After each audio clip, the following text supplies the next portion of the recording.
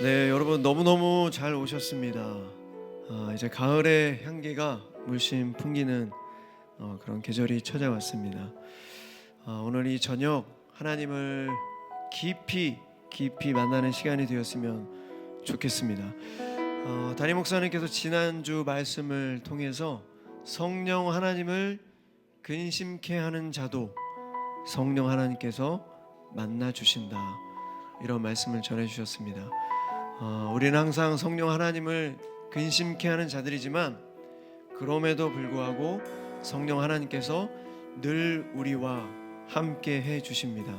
그러기 위해서 우리는 부단히 애써 노력함으로 예배의 자리를 지키는 것입니다. 예배를 통해 하나님의 이름을 높여 드리는 것입니다. 너무너무 잘 오셨고요. 오늘 이 저녁 하나님의 이름을 높여 드리고 다시 한번 하나님께 가까이 나아가는 그런 시간이 되었으면 좋겠습니다. 이 시간 우리 예배를 준비하는 마음으로 우리 잠시 눈을 감고 묵상함으로 우리 기도하며 나가도록 하겠습니다. 기도하시겠습니다.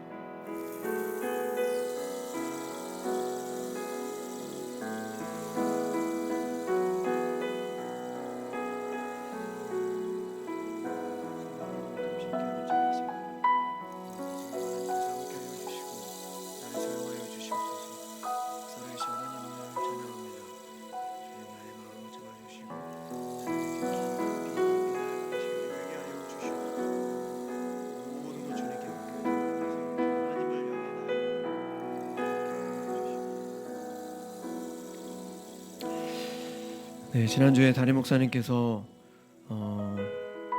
하나님의 말씀 대언해 주시면서 남의 간증이 아니라 나의 간증으로 살아야 한다, 누군가의 하나님이 아니라 나의 하나님을 만나야 한다, 이렇게 말씀해 주셨습니다. 오늘 이 저녁 누군가의 하나님, 내 옆에 있는 사람의 하나님, 내 옆에 있는 사람의 간증이 아니라 나의 하나님, 나의 간증, 그런 나의 하나님을 깊이 만나는 오늘 예배가 되었으면 좋겠습니다.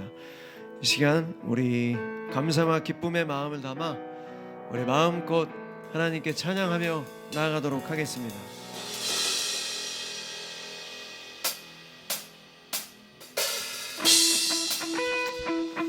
이 시간 하나님을 우리 경외하는 마음으로 우리 모두 자리에 일어나서 우리 하나님을 찬양합시다.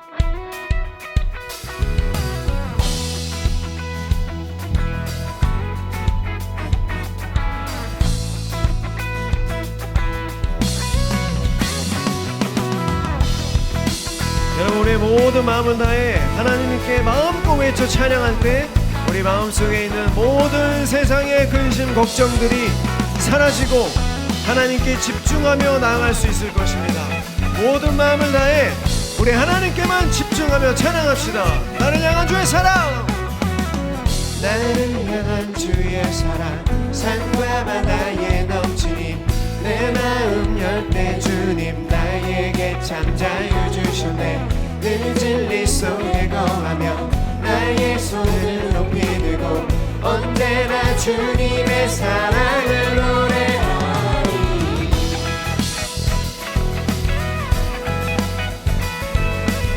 여러분, 우리 자신에게 명령합시다. 내 영혼아 여호와를 송축하라. 우리 모든 마음을 다해 우리 마음껏 외치며 살아계신 하나님을 찬양합시다. 나를 향한 주의 사랑, 나를 향한 주의 사랑, 산과 바다에 넘치니 내 마음 열 때 주님 나에게 참 자유 주시네.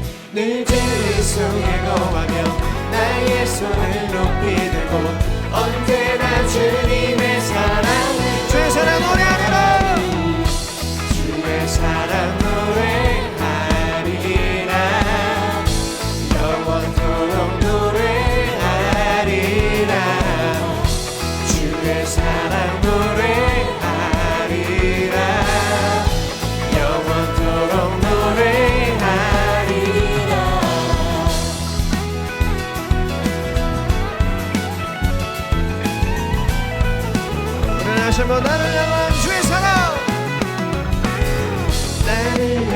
주의 사랑과 바다의 높이 내 마음 열때 주님 나에게 참 자유 주시네 늘 진리 속에 거하며 나의 손을 높이 들고 언제나 주님의 사랑을 노래하리 주의 사랑 노래하리라 영원토록 노래하리 주의 사랑 노래하리라 주의 사랑 노래하리라 영원토록 노래하리라 영원토록 노래하리라 주의 사랑 노래하리라 주의 사랑 노래하리라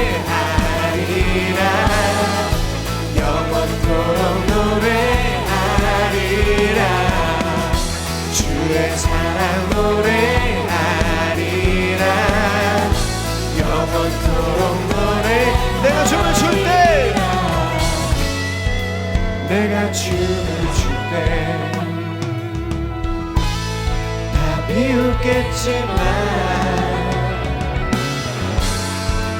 그래도 주 알게 되면 함께 기뻐 춤을 추게 내가 춤을 출 때 내가 춤을 출 때 다 비웃겠지만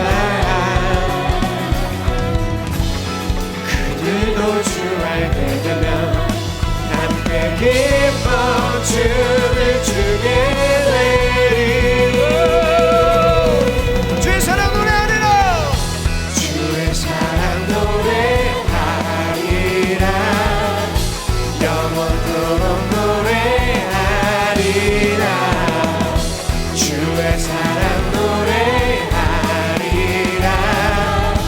영원토록 우리 모든 마음을 다해 주의 사랑 노래하리라 주의 사랑 노래하리라 영원토록 노래하리라 주의 사랑 노래하리라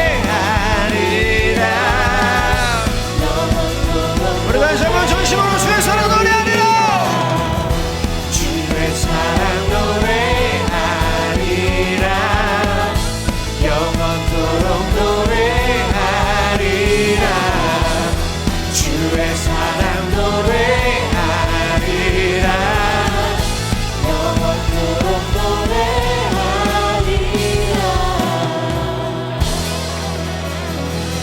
아멘. 우리 하나님께 영광의 박수 올려드립시다. 아멘.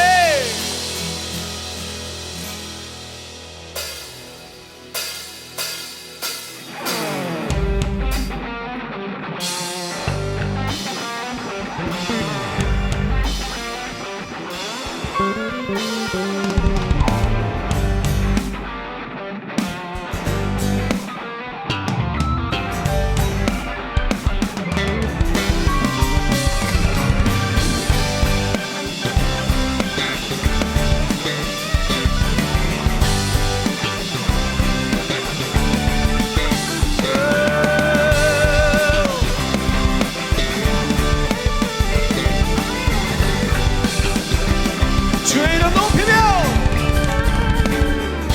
주의 이름 높이며 주를 찬양하나이다 나를 구하러 오신 주를 기뻐 우리 다시 한번 주의 이름 높이며 주의 이름 높이며 주를 찬양하나이다 나를 구하러 오신 주를 기뻐하나 하늘 영광 버리고 이 땅 위에 하늘 영광 버리고 이 땅 위에 십자가를 지시고 죄사 아멘. 무덤에서 일어나 하늘로 올리셨네 주의 이름 높이리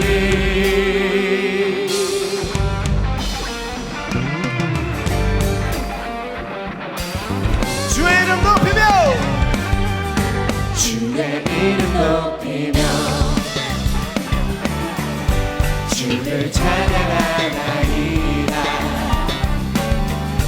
나를 구하러 오신 주를 기뻐하나이다. 주를 기뻐하나이다. 하늘 영광 버리고 하늘 영광 버리고 이 땅 위에 십자가를 지시고 죄 사했네. 무덤에서 일어나 하늘로 올리셨네. 주의 이름 하늘 영광 버리고 하늘 영광 버리고 이 땅 위에 십자가를 지시고 죄 사했네. 무덤에서 일어나 하늘로 올리셨네. 주의 이름 우리 다시 한번 주의 이름 높이며 주의 이름 높이며 주를 찬양하나이다. 나를 구하러 오신 주를 기뻐합니다. 주를 기뻐하나이다. 하늘 영광 버리고 이 땅 위에 십자가를 지시고 죄 사함에 무덤에서 일어나 하늘로 올리셨네. 주의 이름 하늘 영광 버리고 하늘 영광 버리고 이 땅 위에 십자가를 지시고 죄 사함에 무덤에서 일어나 하늘로 올리셨네. 주의 이름 높이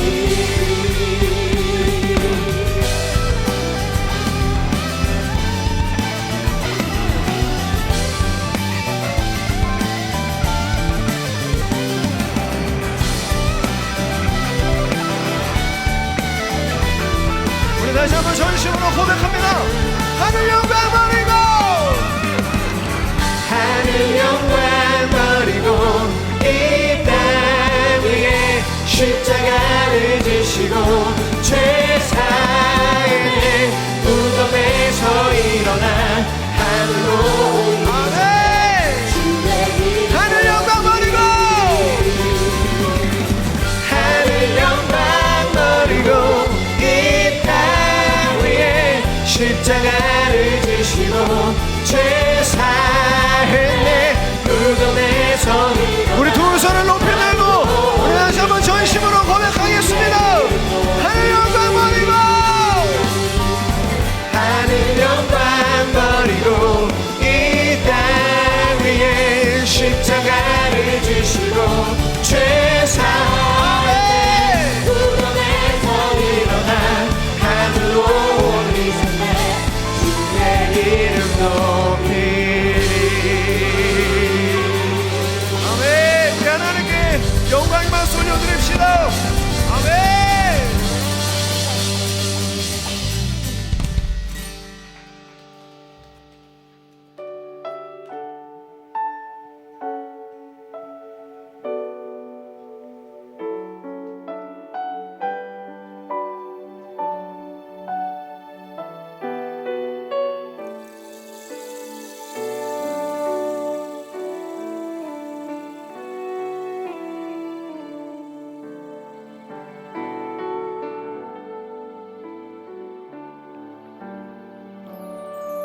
참 아름다운 곳이라 주님의 세계는 정말로 내가 나갔고 솔직할 수 있는 곳 조금이라도 내 의라 말할 수 없는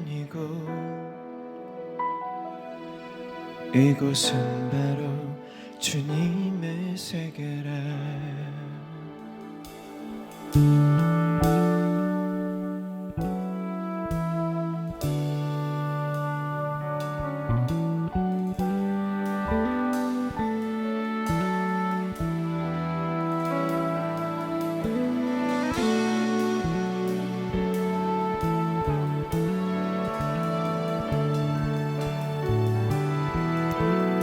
처음부터 참 아름다운 곳이라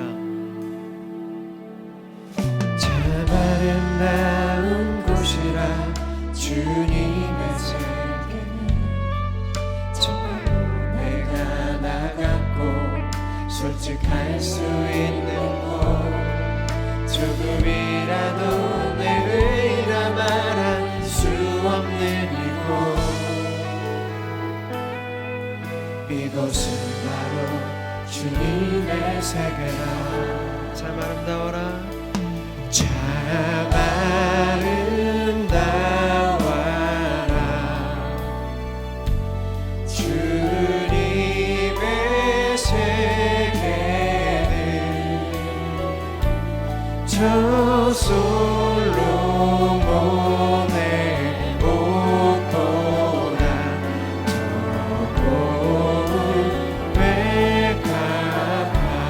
세상은 항상 말하네 그 길이 아니라고 굽디고 온 길이 있는데 왜 힘들게 사냐고 단순한 선택조차 내게 버겁기만 하고 그래도 나는 주님만 따르리 참 아름다워라 참 아름다워라 주님의 세계는 저 솔로몬의 옷보다 더 고운데 참 아름다워라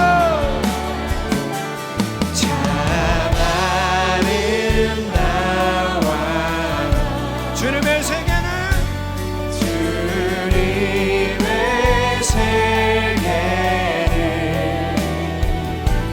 저 솔로몬의 옷보다 더 고운데 참 아름다워라 참 아름다워라 주님의 세계는 저 솔로몬의 옷보다 우리 다시 한번 참 아름다워라 참 아름다워라 주님의 세계는 아름답습니다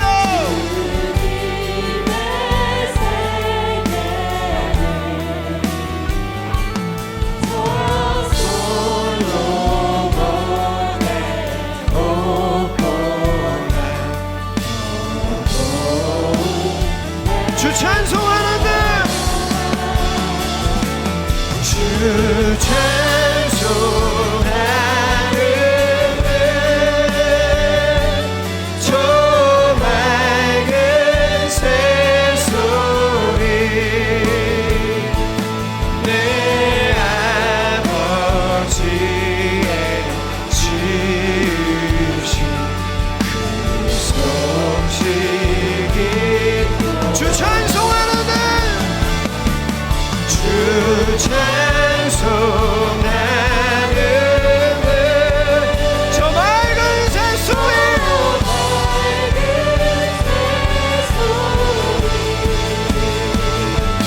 내 아버지의 지으신 그 소식 우리 두 손을 높이 들고 찬양하겠습니다 주 찬송하는데 주 찬송하는데 저 맑은 새소리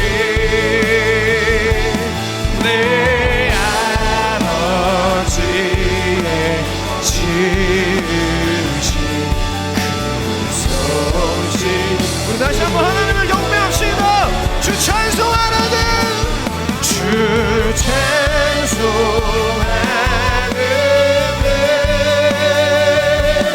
저 맑은 새소리 내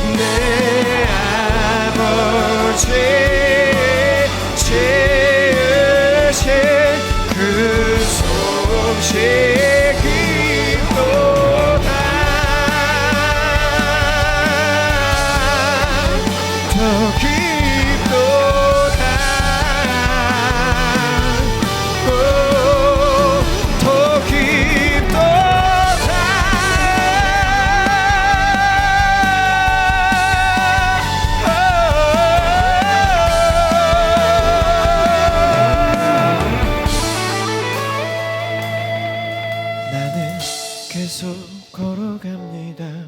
수없이 넘어져도 사람들의 방향과는 조금 다르다 해도 내가 가는 길이 주가 가르쳐준 길이니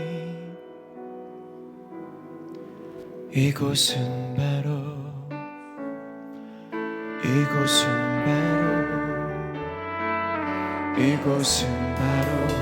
주님의 세계라.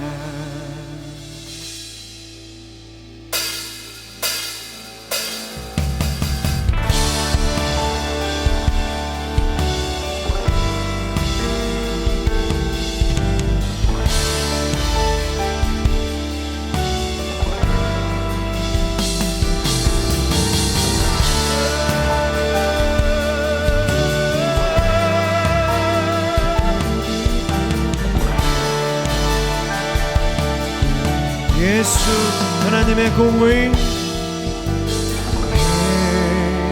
예수 하나님의 공의,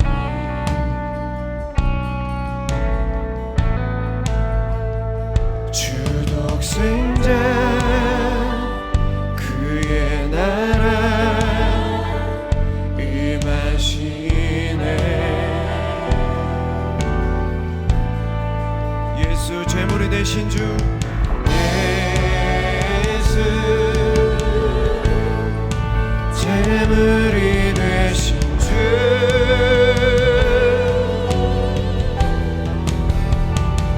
영광 중에 그의 나라 임하시네. 주의 나라 영원하며 주의 나라 영원하며 그의 영광 무궁하리. 왕의 위엄과 능력이 이제 임하였으니 주의 주권과 주의 통치와 주의 나라 힘과 권세 임하네.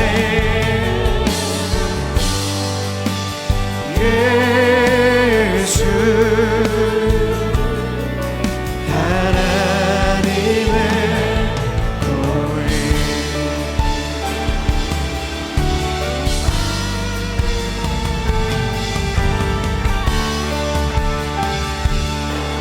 예수 하나님의 사랑,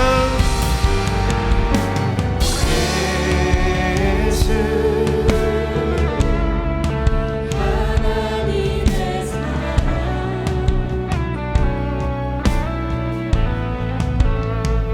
주의 왕 말씀으로 나타났네.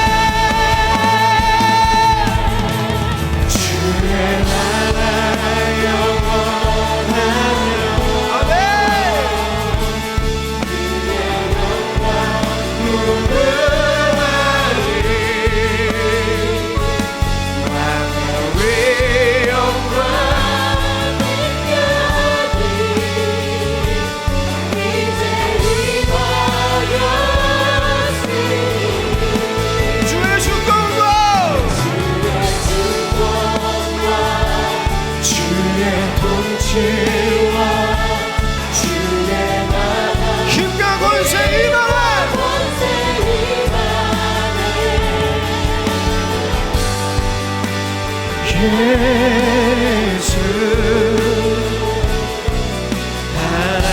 우리 다시 한번 주의 나라 영원하며,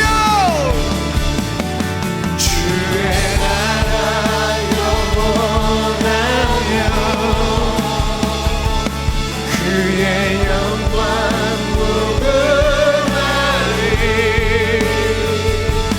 왕의 위엄과 능력이 이제 임하였으니,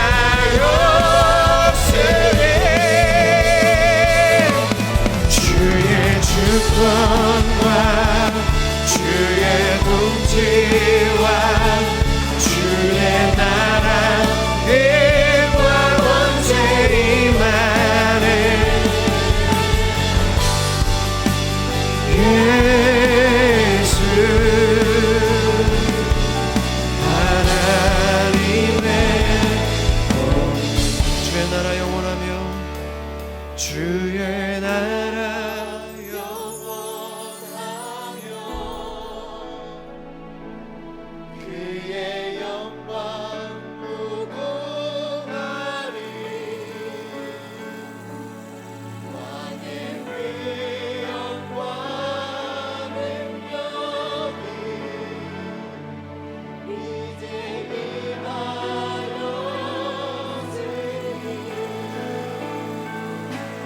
주의 주권과 주의 통치와 주의 나라 힘과 권세 임하네.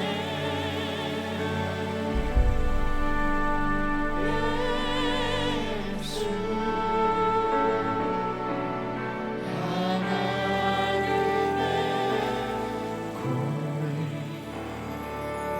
이 시간 우리 말씀을 위해서 우리 다시 한번 기도하겠습니다. 하나님의 공의와 정의와 위엄 앞에 우리는 무릎 꿇을 수밖에 없습니다.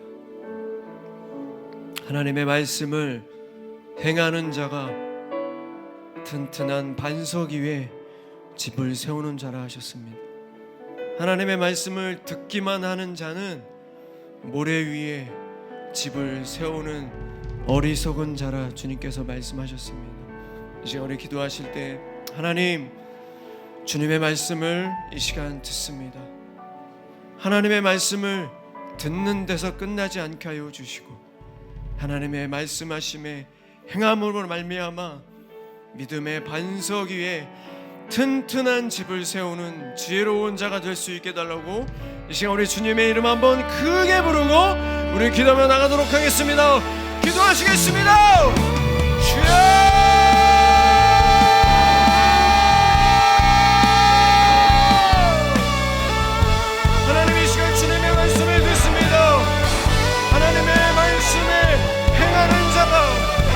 반석 위에 집을 세우는 지혜로운 자라 주님께서 말씀하셨습니다. 하지만 주여, 우리는 성령님을 근심케 하는 자들입니다. 성령 하나님, 그럼에도 불구하고 우리와 함께하여 주심을 감사를 드리며 이 시간 하나님 말씀하심에 경청하게 하여 주시고, 주님의 말씀을 우리 마음속 깊이 새겨져 행하는 믿음으로 말미암아 믿음의 반석 위에 집을 세우는 자들이 될 수 있도록 하나님 도와주시옵소서. 하나님이여 도와주시옵소서. 성령 하나님 도와주시옵소서. 성령 하나님 도와주시옵소서.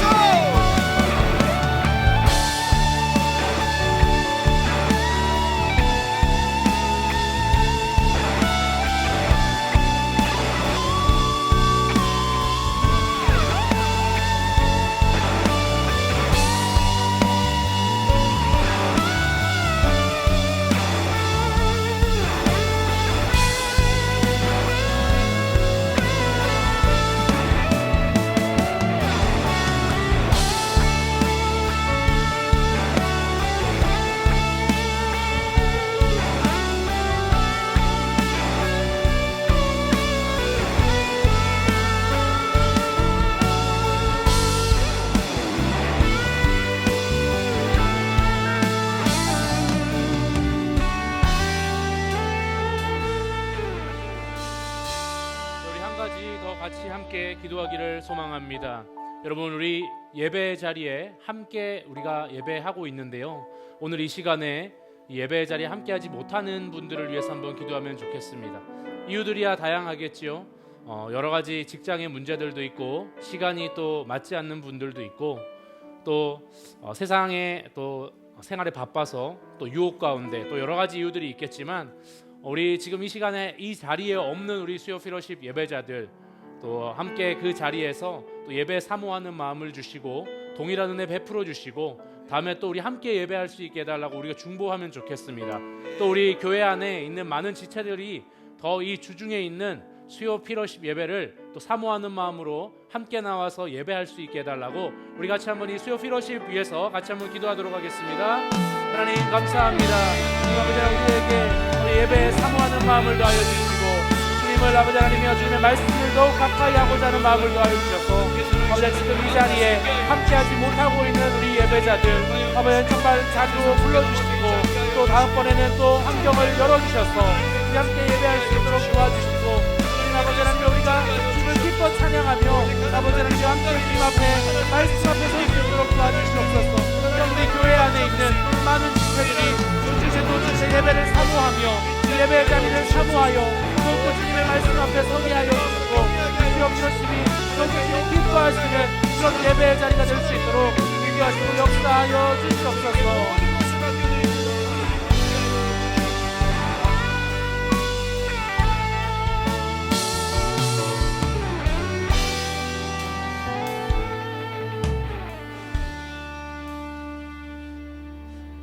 하나님 감사합니다. 오늘도 우리가 주님 앞에 예배의 자리에 나왔습니다.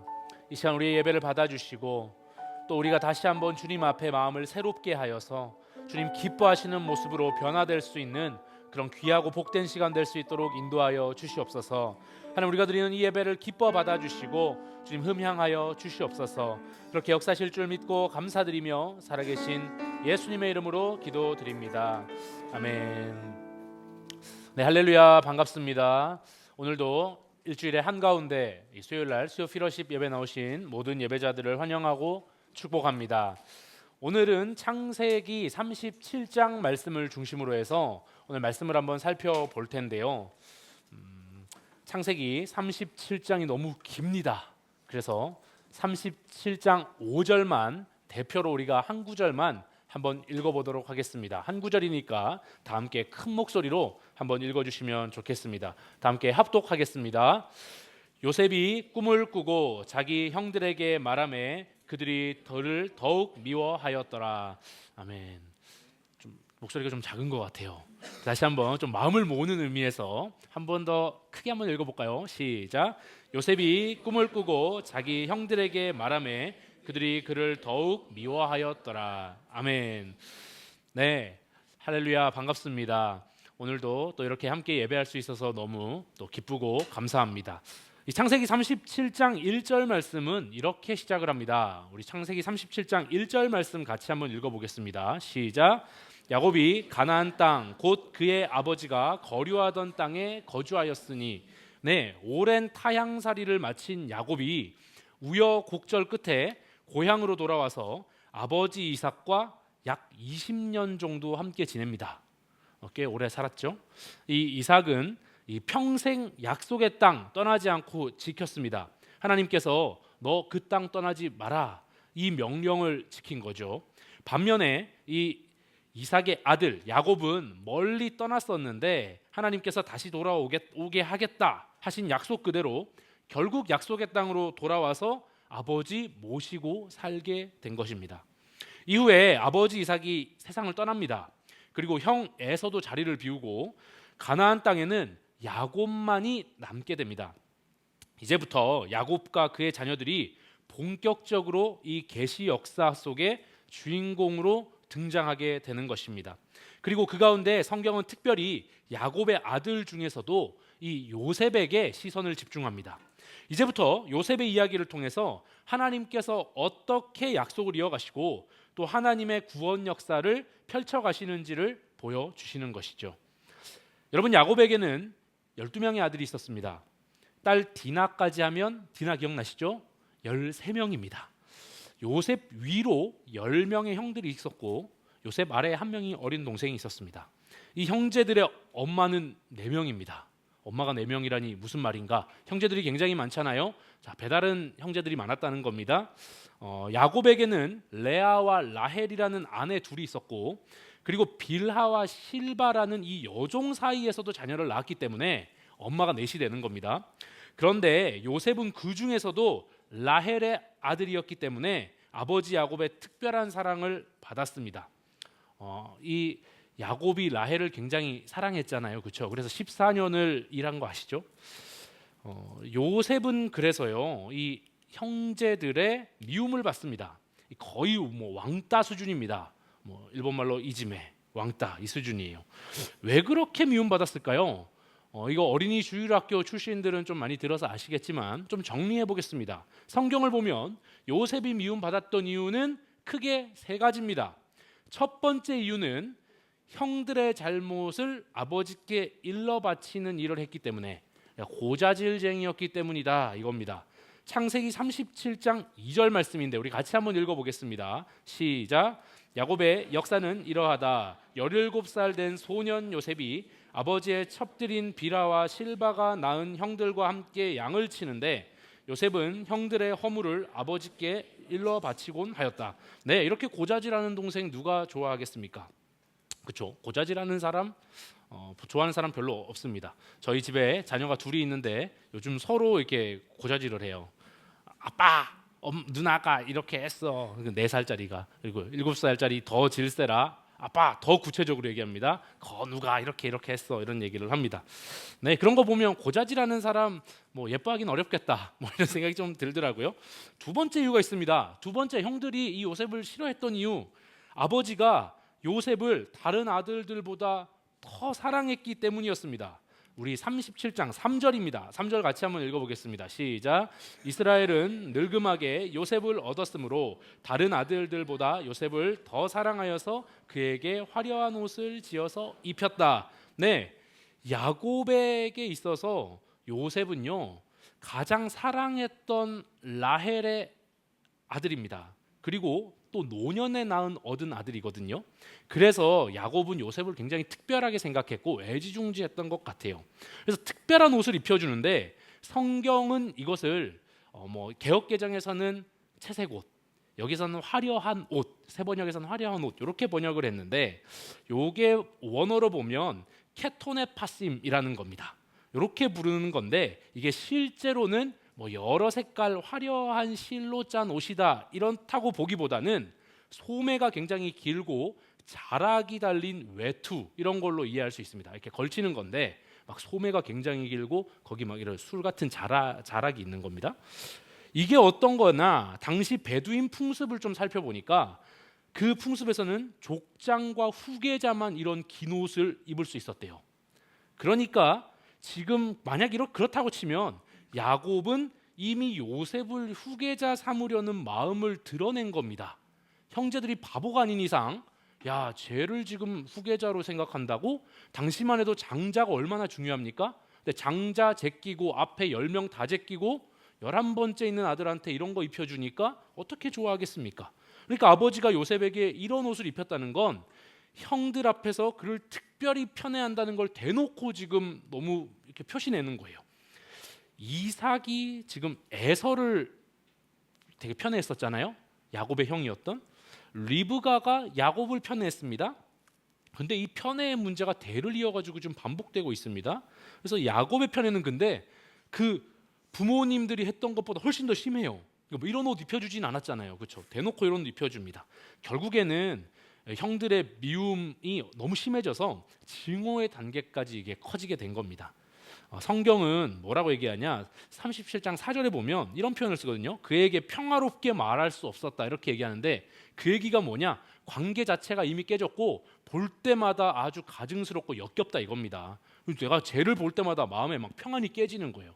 이럴 정도로 관계가 악화됐다라는 거죠. 세 번째, 형들이 요셉을 미워한 이유가 있습니다. 그 이유가 뭐냐면 바로 꿈 때문이었습니다. 꿈을 꿨는데 왜 미워하지? 요셉이 꿈을 2번 꾸게 되거든요. 근데 꿈을 꾸고 나서 창세기 37장 6절을 보면 이렇게 기록되어 있습니다. 우리 같이 한번 읽겠습니다. 시작. 요셉이 형들에게 말하였다. 내가 꾼 꿈 이야기를 한번 들어보세요. 네. 첫 번째 꿈은요, 형들이 묶는 곡식단이 있고 자기가 갖고 있는 곡식단이 있어요. 그러니까 곡식단이 있는데 자기 단을 둘러서 이 형들의 곡식단이 이렇게 절을 하는 거예요. 그러니까 형들은 딱 듣자마자 아, 이게 지금 개수를 얘기했지만 누가 봐도 지금 자기한테 그 얘기를 하는 거거든요. 그 뜻 알아차리고 분노합니다. 야, 그래서 이렇게 얘기해요. 네가 진짜 우리 왕이 되려고 하냐? 우리를 다스리려고 하냐? 이 얘기를 이 37장 8절 보면 그렇게 이야기를 하거든요. 형들은 동생이 자신들을 다스린다는 생각에 도저히 그걸 받아들일 수도 없고 화가 너무너무 나는 거예요. 근데 안 그래도 지금 그 얘기 들어서 열받아 있잖아요. 열받아 있는데 또 며칠 지나가지고 요셉이 또 한 번 꿈을 꾸고 와가지고 한 번 더 얘기합니다. 근데 두 번째 꿈은 보니까 해와 달과 11별이 자신한테 절을 한다는 거예요. 그러니까 이번에는 형들뿐만 아니라 아버지 어머니까지 나한테 절하는 거야, 이렇게 얘기를 하는 거잖아요. 딱 들으면 지금 이게 뭔 소리 하는 거야? 그러니까 형들은 해와 달은 아버지 어머니 상징하고 이 별들은 우리 형제들을 상징하니까 지금 내가 우리 엄마 아빠와 지금 우리 형제들이 진짜 너한테 지금 절한다고 지금 이거 나한테 우리한테 얘기하는 거냐 하면서 꾸짖었어요. 이게 이 꿈 자랑한 게 결정적인 트리거가 됩니다. 그러니까 아버지의 편애와 자기만 잘난 듯이 막 고자질하고 다니는 것도 화가 났는데 이 결정적 트리거가 된 건 이 꿈 자랑이에요. 꿈으로 막 자랑하니까 아주 이게 막 분노가 폭발한 겁니다. 이렇게 미움을 산 요셉이 큰 고난을 겪게 됩니다. 바로 형들로부터 버림받고 노예로 팔려가는 일을 당하게 되는 겁니다. 사건의 전말이 이러합니다. 야곱의 아들들은 양떼를 먹이기 위해서 세겜 땅까지 갔습니다. 여러분 세겜 기억나세요? 세겜 땅은요, 지금 헤브론에서 며칠 걸어야 도착할 수 있는 먼 길이에요. 더구나 그게 어디였냐면 디나가 강간당했던 그곳 아닙니까? 그 악연이 있던 곳인데 그럼에도 불구하고 그곳까지 갔다. 이건 뭐냐면 아마 그 근처에 양떼 먹일 만한 풀을 못 찾았던 것 같아요. 그래서 멀리까지 간 겁니다. 그래서 멀리까지 갔는데 아버지 야곱은 아들 멀리 보낸 게 불안했어요. 그리고 더군다나 세겜 근처까지 이렇게 가게 됐다는 걸 알게 되니까 훨씬 더 불안했던 모양입니다. 그래서 요셉을 세겜 땅에 보내가지고 형들과 양떼가 지금 무사한지 좀 확인 좀 해봐라, 이렇게 부탁을 합니다. 잘 있는지 확인해라. 성경에 나오는 원어가 뭐냐면 샬롬입니다. 그러니까 평화롭게 안전하게 있냐 확인해보라는 거예요. 근데 야곱이 지금 이렇게 보냈는데 요셉이 야곱 말을 듣고 세겜 땅에 왔어요. 왔는데 형들을 못 만나고 형들 어디 있지? 못 만나고 막 길을 잃어서 헤맵니다. 근데 이때 한 사람이 무슨 구원자처럼 나타나가지고 너 뭘 찾고 있니? 이렇게 물어봅니다. 그래서 길 잃은 요셉이 제가 형들을 찾고 있습니다 말했더니 그거 제가 봤는데 저기 도단 땅 쪽으로 가더라, 이렇게 얘기를 해줘요. 도단이 어디냐면 세겜에서 또 한 20km 떨어진 곳입니다. 그래서 또 세겜에서 20km를 걸어가지고 또 가요. 또 가가지고 풀과 목초가 거기 우거져 있는 거예요. 그곳에 딱 도단에 가게 됩니다. 형들은요, 지금 여기 한번 보세요. 이게 나오네요. 도단으로 가자 형들은 멀리서 이 요셉이 오는 걸 보고 죽일 음모를 꾸밉니다. 그들이 요셉을 저 꿈쟁이 온다, 꿈꾸는 놈 온다 이렇게 부르면서 그를 죽여버리자 이렇게 의논합니다. 그리고 나서 잔인하게 죽인 다음에 구덩이에 던져서 시신 감추고 아버지에게는 짐승한테 물려 죽었다 이렇게 얘기하자, 이렇게 입을 맞춥니다. 음모를 짜는 거죠.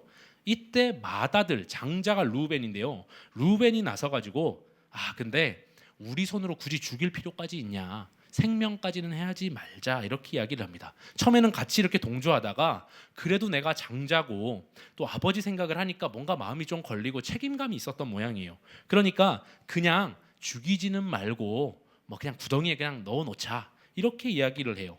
그리고 나서 사실 속마음이 뭐냐면 성경에 보면 나중에 형제들이 이렇게 돌아갔을 때 몰래 와가지고 동생이 이렇게 건져주려고, 그러니까 너 정신 좀 차렸지 이러면서 빼내주려고 했던 그런 생각 갖고 있었던 거예요. 근데 마침 이 요셉이 형들에게 딱 도착했을 때 형들이 그를 붙잡아가지고 아버지가 입혀준 채색 옷을 벗깁니다.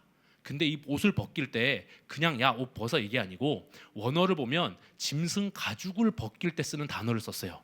그러니까 굉장히 극심하게 그리고 아주 강제적으로 이렇게 벗겼다라는 걸 잘 아시겠죠. 그래서 이 옷을 아버지 사랑을 상징하는 이 옷을 이렇게 벗겨내면서 네가 아버지 사랑 받고 있다는 거야 이렇게 하면서 요셉을 물 없는 구덩이에 던져 넣습니다. 형들은 동생이 구덩이에 갇힌 채 지금 죽음의 위협에 놓여 있는데 그때 성경을 보면 어떻게 돼 있냐면 태연하게 음식을 먹습니다. 근데 이 형들이 먹는 음식이 뭐냐? 동생 요셉이 갖다 주는 음식이에요.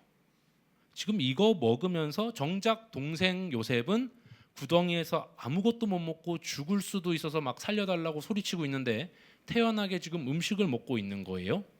이렇게 동생한테 아주 무정하고 비정한 모습을 보이는 걸 보면 형제들이 지금 요셉에 대한 분노가 얼마나 컸는지 잘 보여주는 대목이라고 할 수 있습니다. 바로 그때 이스마엘 상인들이 지나가고 있었어요. 이 사람들이 향품 싣고 이 애굽 이집트로 가는 그런 대상들이었는데 이때 유다가 나서가지고 아들이었던 유다가 우리가 동생 죽여도 아무 유익이 없다. 그냥 팔아 넘기자. 그래도 우리 동생이고 우리 혈육인데 뭘 죽이냐 이렇게 얘기를 했고 형제들은 유다 말에 동의하고 요셉을 은 20개에 팔아 넘깁니다. 요 값이 보니까 당시 청소년 몸값 평균 몸값이래요. 그냥 그 몸값 받고 그냥 팔아버린 겁니다. 근데 요때 요 무렵에 왜인진 모르겠는데 장자였던 루벤이 자리를 잠깐 비운 것 같아요. 화장실을 갔는지 뭔지 모르겠습니다. 근데 그 자리를 비웠다가 딱 돌아와 보니까 요셉이 사라져 있어요. 본인은 이제 몰래 이제 꺼내주려고 했는데 이게 어떻게 됐냐 하면서 이제 옷을 찢으면서 통곡합니다. 이거 어떡하냐. 이미 팔려가지고 출발해버렸으니까요. 근데 이미 늦었어요. 그래서 형제들이 그럼 어쩔 수 없다. 우리 처음에 얘기했던 대로 요셉의 옷에 염소피 묻혀가지고 가서 아버지 속이자. 그리고 짐승한테 물려 죽었다고 얘기하자. 이렇게 속입니다. 실제로 이 옷을 가지고 가서 야곱은 이 옷을 보고 악한 짐승에게 잡혀 먹었구나 이렇게 하면서 오랫동안 통곡하면서 슬퍼합니다. 자식들이 위로했어요. 형제들이 아유 뭐 어떡합니까 아버지 너무 슬프시죠.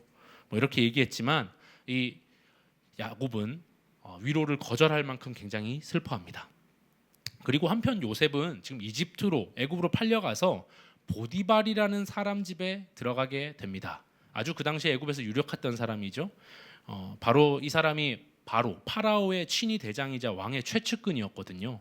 근데 하나님이 그 요셉을 그곳으로 인도하심으로써 사실 뭐 뒤에 나오는 얘기지만 앞으로 이루실 큰 구원을 계획하셨던 거죠. 자, 그럼 오늘 여기까지 내용이 37장의 내용입니다. 형들이 요셉을 팔아버린 내용이에요. 너무너무 미워했고 너무너무 화가 나서 요셉을 팔아버렸습니다. 오늘 이 요셉의 이야기는 우리에게 어떤 메시지를 주고 있을까요? 너무나 익히 잘 알고 계시는 메시지일 텐데요. 근데 성경은 단순히 옛날 이야기를 들려주는 게 아니라 오늘을 살아가고 있는 우리에게도 동일하게 말씀하고 있다라는 것을 꼭 기억해야 됩니다. 하나님의 꿈을 품은 사람은요 반드시 고난과 역경을 겪게 되지만 결국 하나님의 때에 하나님께서 그 꿈을 반드시 이룬다는 사실을 오늘 말씀에서는 말씀하고 있습니다. 이것이 요셉의 삶을 통해서 우리에게 주시는 중요한 교훈이거든요. 자, 이제 요셉을 다시 한번 생각해 보겠습니다. 사실 형제들 입장에서 보면 요셉 진짜 얄미운 동생입니다. 그렇죠? 동의하십니까? 혹시 여기 형제 있으신 분, 남매 형제 있으신 분 손 한번 들어봐 주세요. 네, 동생이 내려주셔도 됩니다. 동생이 이렇다면 어떻겠습니까? 너무 얄밉겠죠? 네, 너무 얄밉고 너무 짜증이 날 겁니다. 그런데 잘 생각해 보세요. 아버지에게 편애받아요. 형들 잘못 아버지께 고자질이나 하고 또 형들이 나한테 내 꿈에 보니까 형들이 나한테 절하더라. 아빠 엄마도 나한테 절하더라. 이런 식으로 꿈 얘기 늘어놓는 동생 보면 어떻게 화가 안 나겠습니까? 너무너무 화가 날 거예요. 그런데 사실 우리는요 요셉에 대해서 오해하고 있는 점이 좀 많습니다. 먼저 제가 하나씩 한번 오해를 한번 수정해 보겠습니다. 첫 번째, 먼저 형들의 잘못을 아버지에게 일러 바쳤던 그 고자질에 대해서 한번 생각해 볼게요. 고자질. 여러분, 창세기 37장 2절인데요. 2절 말씀 우리 같이 한번 읽어 보겠습니다. 시작. 야곱의 역사는 이러하다. 17살 된 소년 요셉이 아버지의 첩들인 비라와 실바가 낳은 형들과 함께 양을 치는데 요셉은 형들의 허물을 아버지에게 일러 바치곤 하였다. 네, 요셉이 17살 때입니다. 그러니까 나이가 생각보다 적지 않을 때입니다. 그때 빌하에게서 낳았던 아들이 누구냐면 단과 납달리입니다.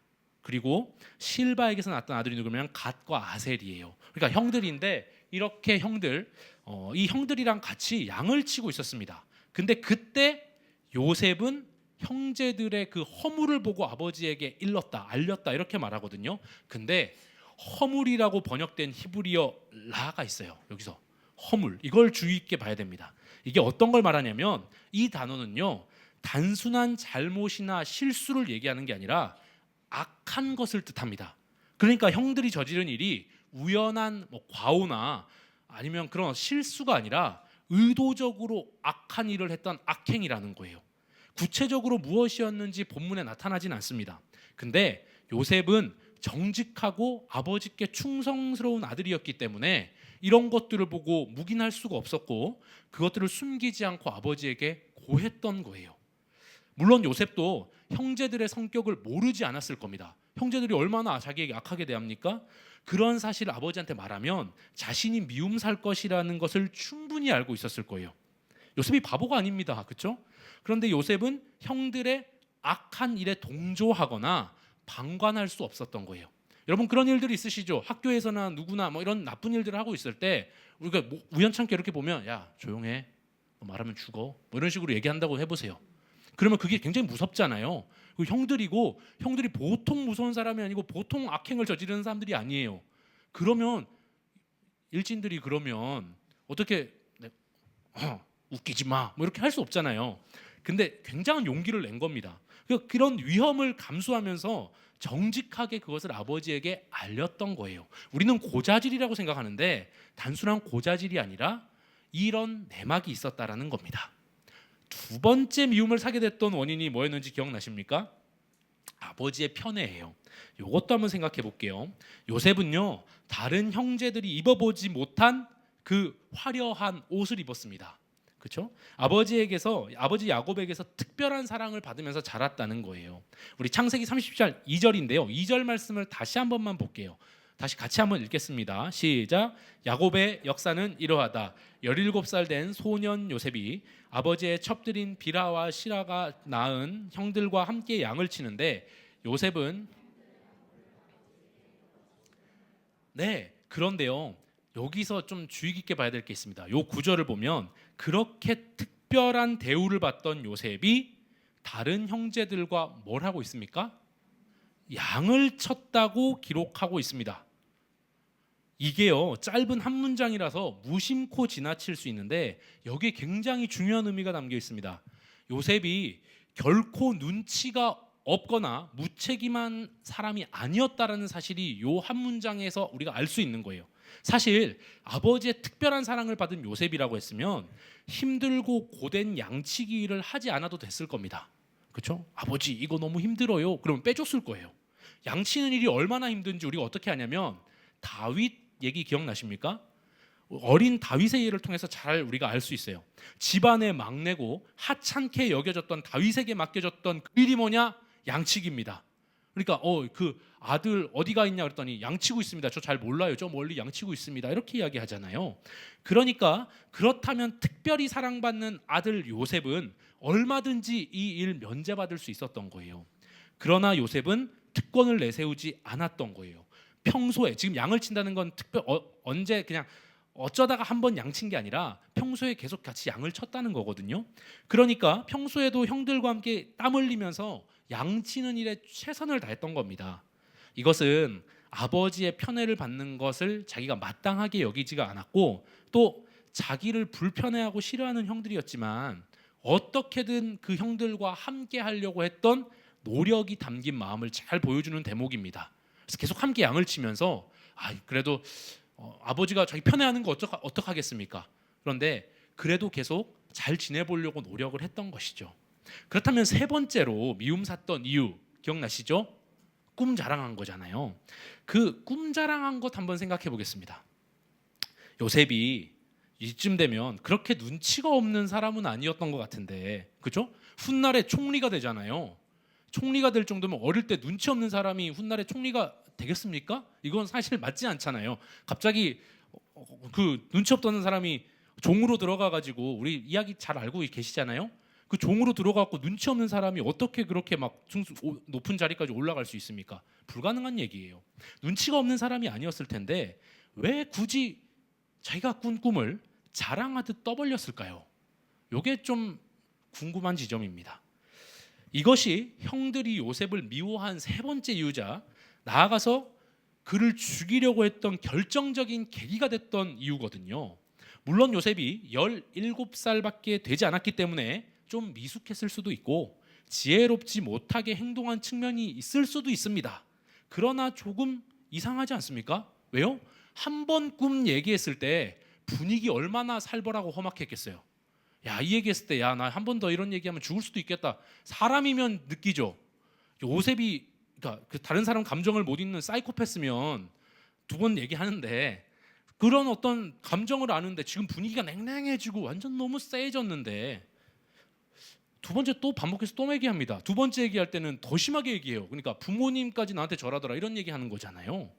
이건요, 요셉이 꾼 꿈이 단순한 꿈이 아니라 하나님께서 주신 꿈이라는 확신이 있었기 때문에 요셉이 이야기를 한 겁니다. 그래서 형들이요, 냉랭하게 말하고 공격적인 반응을 보였음에도 불구하고 이 꿈 얘기를 두 번이나 반복했던 겁니다. 사실 요셉이 꾼 두 번의 꿈은요, 장차 하나님께서 이루실 일을 보여주는 계시적인 성격을 지니고 있습니다. 하나님은 같은 의미의 꿈을 두 번이나 꾸게 하면서 그 뜻을 확실하게 보여주신 거거든요. 어떤 뜻이냐? 이 꿈이 훗날 이스라엘이, 그러니까 야곱과 형제들이 애굽으로 내려가고 요셉으로 인해서 온 가족이 보호받으면서 결국 하나님께서 아브라함에게 주신 언약대로 이들이 열방의 복을 받게 되고 나중에 출애굽을 하게 되잖아요. 이런 어떤 하나님의 계시적인 성격을 가졌던 꿈을 보여주신 거예요. 물론 그 당시에 요셉이 이 꿈의 깊이는 다 이해하지 못했을 겁니다. 무슨 뜻인지 정확하게는 알지 못했을 거예요. 그런데 분명히 이건 보통 꿈이 아니다, 하나님께서 나에게 보여주신 특별한 꿈이라는 확신을 가지고 있었던 겁니다. 그래서 창세기 37장 6절에서 요셉이 형들한테 이렇게 이야기를 합니다. 우리 같이 한번 읽어보겠습니다. 시작. 요셉이 그들에게 이르되 청하건대 내가 꾼 꿈을 들으시오. 여기서 청하건대라는 히브리어가 나거든요. 근데 이게 단순한 요청이 아니라 간절히 간청할 때 사용하는 말입니다. 그러니까 please 뭐 이거예요. 엄청 간청할 때 하는 얘기입니다. 그러니까 지금 냉랭하고 안 들으려고 하는 사람한테 이 얘기 좀 꼭 좀 들어보세요 라고 이렇게 얘기하는 거거든요. 그러니까 지금 자기가 꾼 꿈을 통해서 아브라함으로부터 시작했던 그 언약의 계승이 자기에게 온 것, 이것을 지금 요셉이 알았던 거예요. 그래서 형제들의 차가운 반응에도 불구하고 하나님이 주셨던 이 꿈의 놀라움과 감격을 감출 수가 없어서 너무 이게 감격스러우니까 제발 내 꿈 이야기를 들어보십시오. 이게 보통 꿈이 아닙니다. 이렇게 지금 간청하면서 이야기를 했던 겁니다. 그때 야곱도 뭔가 느꼈던 것 같아요. 우리 여기 11절 말씀을 같이 한번 읽어보겠습니다. 시작. 그의 형들은 시기하되 그의 아버지는 그 말을 간직해 두었더라. 네, 그때 아버지 야곱도 그게 뭔지 정확하게는 알 수 없는데 단순한 꿈이 아니라 하나님의 계시일 수 있겠다라고 느끼고 그걸 마음에 뒀다, 이렇게 얘기합니다. 염두에 뒀다라는 거예요. 실제로 여러분, 이 훗날에 이 꿈은 하나님 뜻대로 성취가 됩니다. 우리가 잘 아시는 것처럼. 따라서 요셉이 꿈 얘기를 했던 것은 단순히 철없는 자랑질이 아니라 하나님의 비전과 섭리를 지금 체험하고 이 감격을 숨길 수 없어서 터져나온 고백으로 이해하는 게 훨씬 더 적절해 보입니다. 자, 이 장면 한번, 전 이 말씀 연구하면서 준비하면서 이 장면이 떠올랐어요. 마치 요한복음 9장에서요, 태어날 때부터 눈먼 사람 이야기가 생각났습니다. 여러분, 예수님께서요 태어나면서부터 눈먼 사람의 눈을 뜨게 해주셨는데 하필 치료해 주신 날이 언제냐? 안식일이에요. 그래서 바리새인들한테 조사받으러 불려갑니다. 안식일 날 누가 병 낫게 해줬냐? 누가 그런 일을 했냐? 당연히 예수님인 거 알아요. 그래서 예수님한테 어떻게 책 잡아서 고발하고 어떻게든 좀 끌어내려 보려고 이렇게 소환을 한 거죠. 바리새인들이 물어봅니다. 너는 널 고쳐준 그 사람 누구라고 생각하냐? 이렇게 물어보니까 이 눈을 떴던 맹인이 그는 하나님으로부터 온 선지자입니다. 이렇게 이야기를 해요. 근데 바리새인들이 이 말을 받아들일 수가 없어요. 하나님으로부터 왔다고? 그래서 이번에는 그 부모들을 소환해요. 그러니까 그 맹인의 부모를 소환합니다. 소환해서 이 아이가 정말 날 때부터 맹인이었냐? 이렇게 물어보고 근데 지금 어떻게 보게 됐냐? 이렇게 말하니까 부모들이 몰라요. 우리 아들이 맞는데 어떻게 보게 됐는지는 모르니까 직접 물어보세요. 이렇게 이야기를 해요. 근데 왜 그렇게 이야기를 했냐면 예수를 그리스도라고 시인하는 자는 누구든 회당에서 쫓아내기로 그때 결의가 돼 있었어요. 괜히 말실수 한번 잘못했다가 우리도 쫓겨나겠다. 여기서 발 못 딛고 살겠다 이런 생각을 한 거죠. 그러니까 바리새인들이 다시 맹인을 두 번째 소환합니다. 불러가지고 똑같은 질문 반복해요. 사실상 이거 겁박입니다. 똑같은 질문 계속하는 건 뭐예요? 협박이에요. 내가 원하는 대답할 때까지 너 계속 질문하겠다는 겁니다. 그런데요, 그때 맹인이 두려워하지 않고 대답합니다. 뭐라고 대답하냐? 성경에 있는 그대로입니다. 이미 내가 말했는데 왜 또다시 들으려고 하십니까? 혹시 당신들도 예수님의 제자가 되려고 합니까? 굉장하죠? 네, 지금 맹인이 이런 얘기하는 거예요. 그러니까 바리새인들이 노발대발하면서 너는 그 사람 제자지만 우리는 모세의 제자다 이렇게 이야기를 해요. 그때 맹인이 더 놀라운 고백을 합니다. 내 눈을 뜨게 해주신 분이 어디서 왔는지 모른다니 진짜 이상한 일입니다. 하나님은 죄인의 말은 듣지 않으시지만 하나님 경외하면서 그 뜻을 행하는 자의 말은 들으십니다. 나면서부터 소경된 사람의 눈 뜨게 해줬단 말은 제가 창세 이후로 들어본 적이 없습니다. 그분이 하나님께로부터 온 분이 아니면 아무것도 하실 수 없었을 거예요. 이렇게 얘기하니까 바리새인들이 이제 분노가 극에 달합니다. 그래서 네가 죄 가운데 태어났는데 감히 우리를 가르치려고 하냐? 이렇게 얘기를 해요. 무슨 얘기냐면 그 당시에 나면서부터 맹인은요 하나님 저주를 받아서 그런 어떤 맹인이라고 생각했단 말이에요. 그러니까 너 지금 나면서부터 죄인인 놈이 우리를 감히 가르쳐? 이렇게 얘기를 하면서 회당에서 쫓아냅니다. 여러분, 이 맹인은요 예수 그리스도의 은혜와 능력을 경험한 감격을요 결코 숨길 수가 없었던 거예요.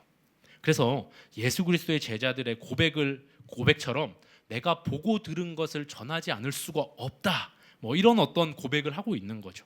요셉 역시요 이 꿈을 꿨을 때 아직 그 의미를 완전하게 해석할 수는 없었지만 분명히 하나님의 놀라운 뜻과 섭리를 경험한 겁니다. 그리고 하나님께서 주신 언약의 계승자가 된 거예요. 그 감격을 요셉이 어떻게 숨길 수가 있었겠어요? 조롱과 미움을 사게 될 것 충분히 압니다.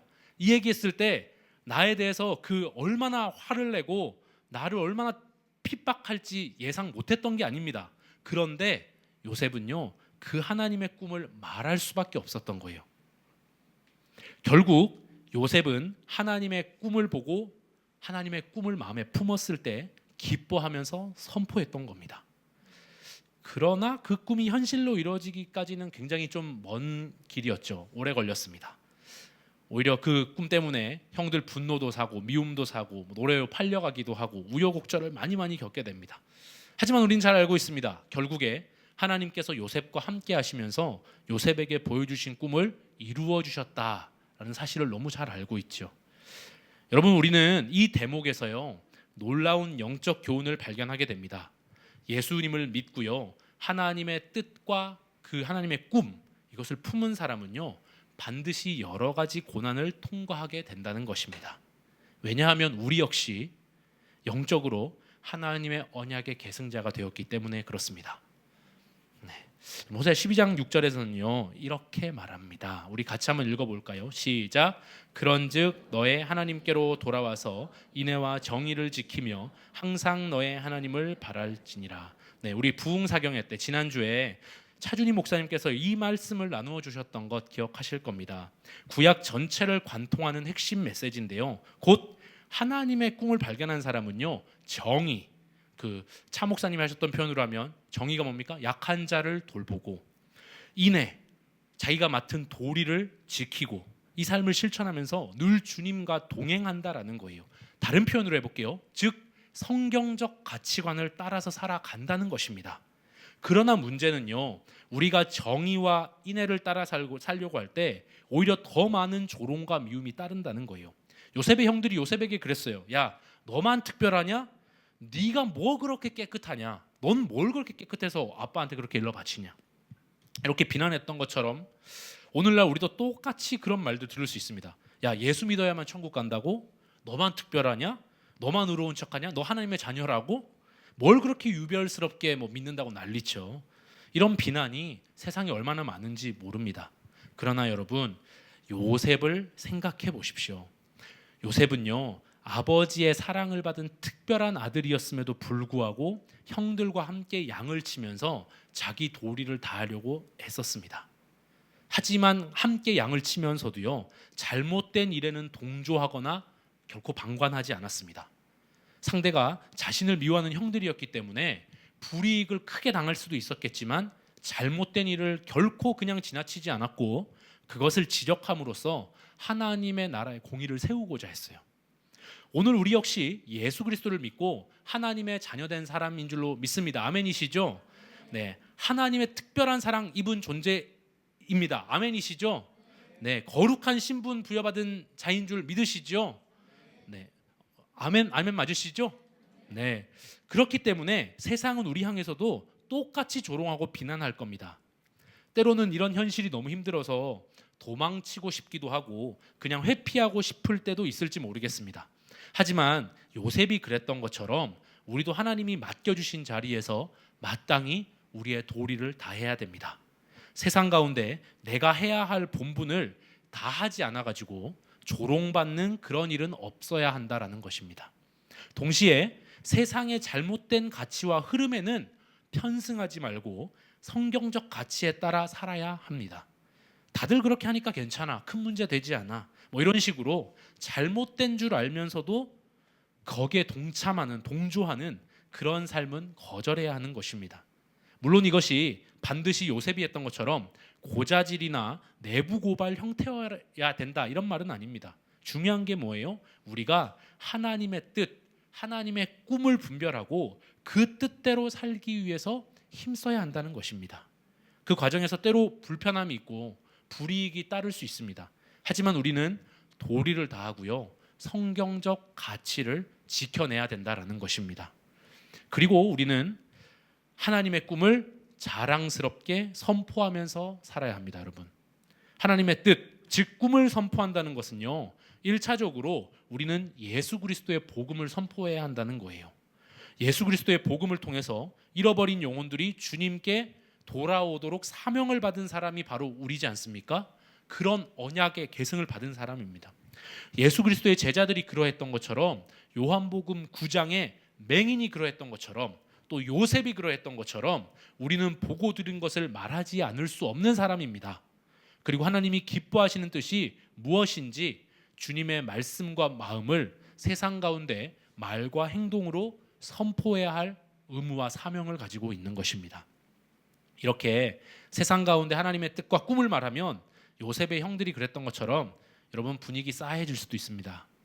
사실 예수님 믿지 않았다면 전혀 불편할 일 없었던 관계들이 예수님 믿는 순간 불편하게 다가오는 경우들 많습니다. 어떤 모임에서 환영받지 못할 수도 있고 오히려 미움과 분노를 살 수도 있습니다. 그러나 하나님의 뜻을 발견하고 그 뜻에 동참한 사람들은요, 결코 침묵할 수 없는 것입니다. 그럼에도 우리는 하나님의 꿈과 그 뜻이 무엇인지 선포해야 할 의무가 있다. 이것을 꼭 기억하시면서 세상의 반응이 어떠하든지 하나님의 자녀답게 우리가 선포해야 되는 것입니다. 말씀을 정리하겠습니다. 때로는 하나님께서 주신 뜻을 따라 사는 삶이 너무 힘들어요. 버거워요. 부담스러워요. 그래서 포기하고 싶을 때가 있을지도 모르겠습니다. 오늘이 그럴지도 모르겠습니다. 왜냐하면 영적인 방해가 너무 구체적이고 현실적인 방식들로 찾아오기 때문에 그래요. 요셉의 형제들 한번 보세요. 형제들이요, 그들 아버지에게는 악한 짐승이 잡아먹었다 이렇게 속이면서 요셉을 멀리 팔아버리고 영원히 처리했다, 완전 범죄했다 이렇게 여겼어요. 그리고 나서 했던 말이 뭐냐면 창세기 37장 20절을 보면요, 이렇게 말합니다. 맨 마지막에 한번 보세요. 그 녀석의 꿈이 어떻게 되는지 한번 보자. 얼마나 잘났으면 그렇게 얘기하냐. 여러분, 그 꿈이 하나님이 주신 계시였을 수도 있잖아요. 잘 몰랐더라도. 형제들은 자신들이 하나님의 계획조차 무너뜨릴 수 있다라는 교만을 품었던 거예요. 아니, 그 녀석의 꿈이 어떻게 되는지 보자, 이 말을 좀 보면요, 이 말은 단순히 형제들의 마음이 아니라 하나님의 꿈을 대적하는 악한 영들의 심정을 대변하는 말처럼 들리기도 합니다. 이게 단순히 형제들이 이런 생각을 그냥 가졌던 게 아닌 것 같아요. 하나님의 꿈을 쫓아가는 우리들에게도요, 수많은 방해들이 있습니다. 단순히 인간적인 개인적인 이유뿐만 아니라 눈에 보이지 않는 악한 영들의 집요한 공격까지 우리를 따라오게 되기 때문입니다. 그들의 속삭임은 마치 이런 조롱처럼 들릴지 모르겠어요. 네가 진짜 하나님의 꿈을 품었다고? 네가 진짜 하나님의 뜻을 따른다고? 네가 하나님의 언약에 언약을 계승한다고? 그렇다면 한번 두고 보자. 너 그 꿈 이루어지는지 한번 보자. 그러나 사랑하는 여러분, 우리가 반드시 기억해야 할 것이 있습니다. 하나님의 뜻과 계획은요, 결국 차질이 날 수가 없어요. 때로는 죽이려고 했다가 생명을 해치지 말자 말했던 장자 루벤의 마음의 변화가 일어났던 것처럼 사람의 마음과 환경을 움직여서 하나님께서 보호해 주시기도 하시고, 때로는 사람들의 악한 생각마저 사용하셔서 하나님께서 계획을 이루시기도 하십니다. 결국 요셉이 팔려간 사건이 오히려 하나님의 꿈을 이루는 기초가 됐어요. 역전된 겁니다. 우리는 이 진리를 예수 그리스도 십자가 사건에서도 분명하게 볼 수 있어요. 유대인들은요, 인류를 구원하시기 위해 보냈던 예수 그리스도를 거부했고 마침내 사탄의 도구가 돼서 십자가에 못 박았습니다. 그러나 하나님께서는요, 바로 그 십자가의 죽음을 부활하심으로 역전시켜서 인류 구속을 완성하셨다라는 거예요. 이처럼 하나님의 뜻은 인간의 허물과 악행, 그리고 악한 대적들의 끈질긴 방해에도 불구하고 결코 변하지 않고 반드시 성취되는 줄로 믿습니다. 그러므로 우리가 가져야 할 올바른 태도는요, 하나님 뜻에 절대로 순종하고 그 성취를 믿는 굳건한 믿음입니다. 여러분, 하나님의 꿈과 뜻을 쫓아 살아가는 길 결코 쉬운 일 아닙니다. 요셉을 보세요. 그 꿈 실현될 때까지 오랜 시간이 걸렸습니다. 하지만 분명한 사실이 있습니다. 고난이 없으면 영광도 없다라는 겁니다. 꿈을 가진 자는 반드시 그 목적 이루기까지 고난의 길을 좀 견뎌내야 됩니다. 하지만 하나님께서 마침내 그 꿈을 성취해 주실 것입니다. 이렇게 하나님의 뜻과 꿈이 성취될 것을 믿음으로 믿고 고난을 견뎌낸 요셉은요, 훗날 결국 애굽의 총리가 돼서 하나님께서 주신 꿈을 성취됨을 봅니다. 오늘 우리도 마찬가지입니다. 하나님의 꿈을 발견한 사람으로서, 하나님의 꿈을 우리가 품은 자로서, 여러분, 어떤 고난과 어려움이 있더라도 이 꿈을 선포하면서 그 뜻을 쫓아 살아가며 믿음을 가지고 견디고 기다리는 예배자가 되어야 될 줄로 믿습니다. 사랑하는 피너십 예배자 여러분, 하나님의 꿈은 결코 꺾이지 않습니다. 믿으십니까? 그리고 중요한 것은 우리 마음이 꺾이지 않는 것입니다. 그래서 오늘 설교 제목을 이렇게 정해보았습니다. 우리 같이 한번 읽어보면 좋겠는데요, 우리 같이 한번 읽어보겠습니다. 시작. 하나님의 꿈을 품은 자여 오늘도 굳세어라. 네, 하나님의 꿈이 성취되기까지는 반드시 많은 고난이 따릅니다. 그러나 두려워하지 마십시오. 하나님은 우리 모든 상황을 지켜보시고 보호하고 계십니다. 또한 시시각각 친히 개입하셔서 우리를 도와주십니다.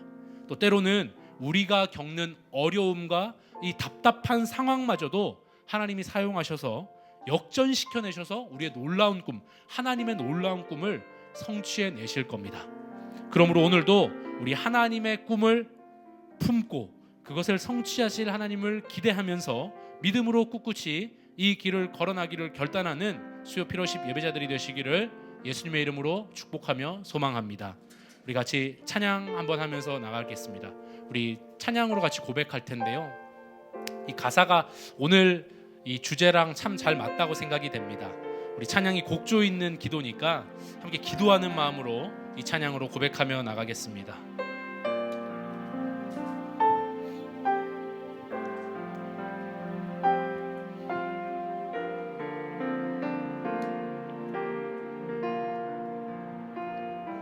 수많은 사람들 주를 따르네.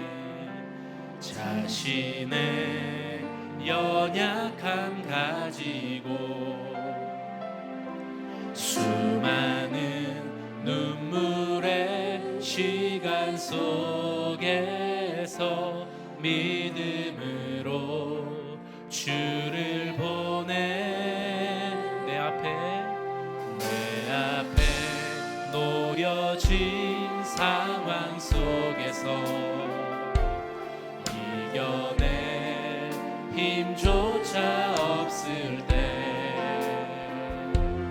연약한 나에게 힘겨운 이 길 믿음으로 나아가네 주의 영원한 사랑으로 주의 말씀을 이루시네 삶의 모든 문제들 나를 힘겹게 해도 포기하지 않는 오늘을 살아내리라 소망이 보이지 않는 내 삶 속에 주님만이 소망되어 주의 뜻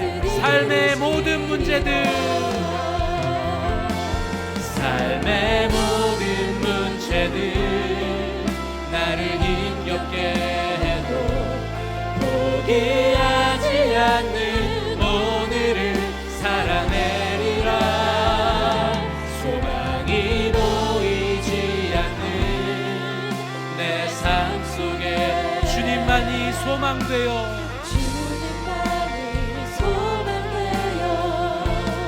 주의 뜻 이루시리라 여러분 우리 한 가지만 오늘 이 시간에 기도하도록 하겠습니다.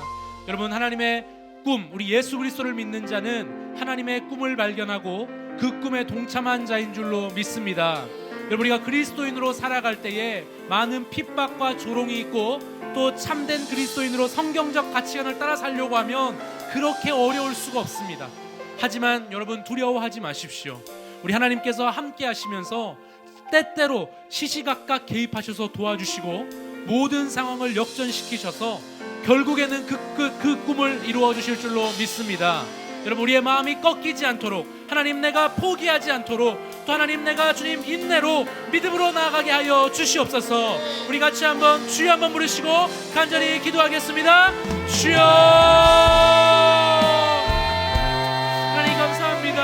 하나님 우리가 정말 아버지 하나님이여 이 땅 가운데서 아버지 하나님의 꿈을 우리가 발견하며 하나님의 뜻을 따라 살기를 소망하는 자들로 불러주시네 감사합니다. 하나님 우리도 아버지 하나님 정말 주님께서 주신 그 말씀을 따라서 그 꿈을 따라서 그 뜻을 따라서 살아가려고 할 때에 얼마나 많은 공격들과 핍박들과 조롱과 여러 가지 시험들과 유혹들이 있는지 모릅니다. 하지만 하나님 그때에 우리가 아버지 하나님의 마음이 무너지고 꺾이는 것이 아니라 아버지 우리가 주님 앞에 믿음으로 나아갈 수 있도록 주님 인도하여 주시고 역사하여 주시옵소서. 하나님 우리가 아버지 정말 주님 앞에 달려나아갈 수 있도록 주님 인도하시고 아버지 역사하여 주시옵소서. 우리 한 가지 더만 더 기도하겠습니다. 여러분 이 시간에 기도할 때 여러분 우리가 마귀는 우리에게 계속해서 유혹합니다. 타협하라고 말합니다. 야 그거 굳이 말해야 되느냐, 너 굳이 하나님의 꿈 하나님의 뜻 하나님 말씀 따라 살아야 된다고 선포하고 그렇게 살아가야 되느냐, 적당하게 살아라 우리에게 말할지 모릅니다. 하지만 요셉이 그러했던 것처럼 내가 보고 들은 것을 말하지 않을 수가 없어. 내가 이 경험한 이 하나님의 은혜와 감격이 너무 크기 때문에 내가 침묵할 수 없다. 이런 믿음의 고백이 우리에게 있기도 소망합니다. 시간 같이 한번 기도할 때 하나님 세상의 어떠한 도전들과 유혹 가운데서도 내가 주님이 나의 주님 되시고 정말 예수 그리스도가 이 땅의 구원자시며 온 땅의 주인이라는 사실을 말과 행동으로 선포하는 용기 있는 자 될 수 있도록 주님 인도하여 주시옵소서. 우리 같이 주여 한번 부르고 기도하겠습니다. 주여 하나님 우리가 주님을 믿으면서 적당히 타협하라는 그 아버지 유혹의 목소리가 얼마나 많은지 모릅니다. 하나님 두렵기도 하고 떨리기도 하고 하나님 뜻대로 사랑하면 하나님 내가 너무나 많은 불이익을 당할 것 같아서 적당하게 같은 그 아버지 하나님의 위협과 아버지 하나님 그 아버지 하나님의 두려움 속에 우리가 아버지 하나님 정말 우리가 주눅들지 않기를 소망합니다. 하나님 정말 내가 하나님 예수 그리스도가 나의 주인이시고 하나님의 뜻대로 살아가며 정의와 공의를 행하고 이내를 살아가는 주님 기뻐하시는 삶을 살아가겠노라 결단하며 살아가는 자 될 수 있기를 소망합니다. 주님께서 내게 보여주신 은혜와 사랑과 감격이 너무 커서 하나님 내가 그것을 주체할 수 없고 내가 침묵할 수 없다라는 아버지 하나님 그 믿음의 고백들이 나에게도 있게 하여 주시옵소서. 요셉이 그러했던 것처럼 아버지 하나님 예수님을 만났던 맹인이 그러했던 것처럼 하나님 예수 그리스도의 부활의 주인이었던 제자들이 그러했던 것처럼 나에게도 그러한 믿음을 더하여 주셔서 아버지 하나님 어떠한 불이익이 있더라도 진리를 전하는 것을 내가 두려워하지 않을 수 있도록 도와주시고 인도하여 주시옵소서.